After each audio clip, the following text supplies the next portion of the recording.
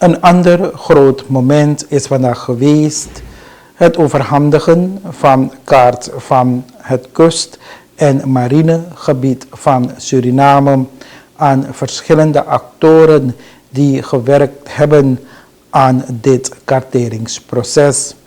Dit karteringsproces is onderdeel van het project bevorderen van geïntegreerd en participatief beheer van de oceaan in Guyana en Suriname, de oostelijke poort naar het Caribisch gebied.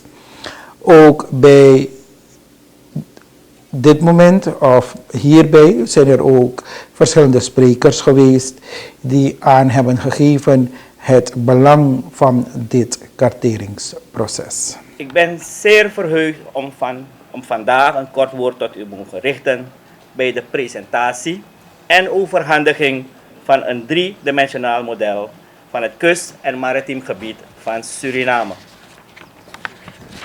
Dames en heren, het in kaart brengen en samenvoegen van diverse maritieme actoren langs de kust en het maritiem gebied van Suriname is enkel en alleen mogelijk geweest door samenwerking en bereidwilligheid van diverse nationale en internationale stakeholders. Zonder hun input en bereidwilligheid waren wij vandaag niet hier met dit mooi resultaat. Daarom willen wij dit allen met collectief brein achter dit project enorm bedanken, maar ook elke stakeholder die heeft meegewerkt aan het succes van dit project. De kaarten hieruit voortvloeiende zullen voor ieder voordelen meebrengen en zeker ook voor de MAS. Geachte aanwezigen, de MAS is een autoriteit met diverse maritieme taken en bevoegdheden. De MAS is onder andere verantwoordelijk voor het garanderen van een veilig en efficiënte scheepvaart. Het is derhalve van belang dat wij een goed overzicht hebben en hetgeen zich afspeelt en bevindt langs en voor de kust van Suriname, zodat er bij besluitvorming rekening gehouden wordt met alle aspecten en belanghebbenden. De MAS is ook belast met het karteren van de Surinaamse navigeerbare wateren, waaronder ook onze kustwateren vallen. Wij produceren up-to-date nautische, zee- en rivierkaarten waarin zoveel mogelijk informatie verwerkt is die van belang is voor een veilige navigatie op de Surinaamse wateren. I am very happy to be able to launch this 3D modeling, and there is an important word that is attached to it. It's a participatory 3D modeling, and you can only imagine what this word participatory means. We see here, I am very happy to have many authorities and stakeholders are actually holding the product, but it's not enough. This product has to be also further updated and used by any governmental or non-governmental stakeholders. So it is an urge from the European Union that has funded that project by nearly 1 million euros, not to be only a very nice product for the inauguration, but to be really a useful tool for anybody that will need it, including the European Union, because we are currently in a programming phase of a new cycle, and it may well be that Suriname will be in the very focus of the European Union in terms of climate change and all the related subjects. So maybe it is going to be a very useful tool for ourselves and the next engagement in Suriname. So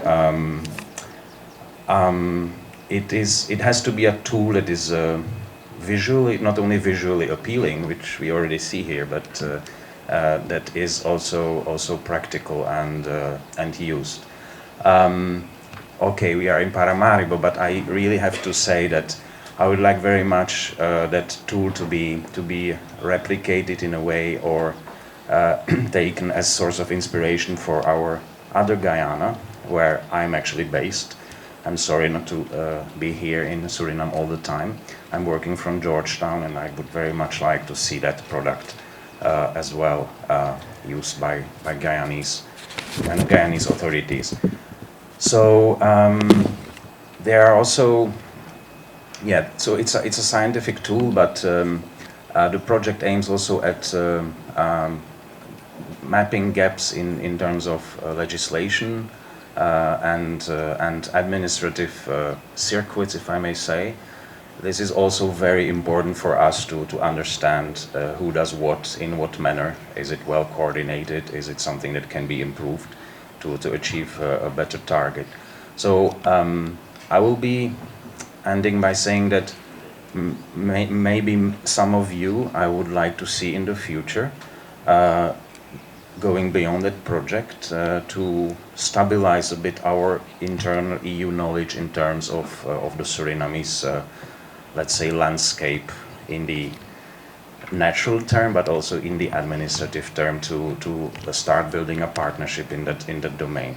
We zijn hier in het kader van een EU-gefinancierd project, wat we net al hoorden.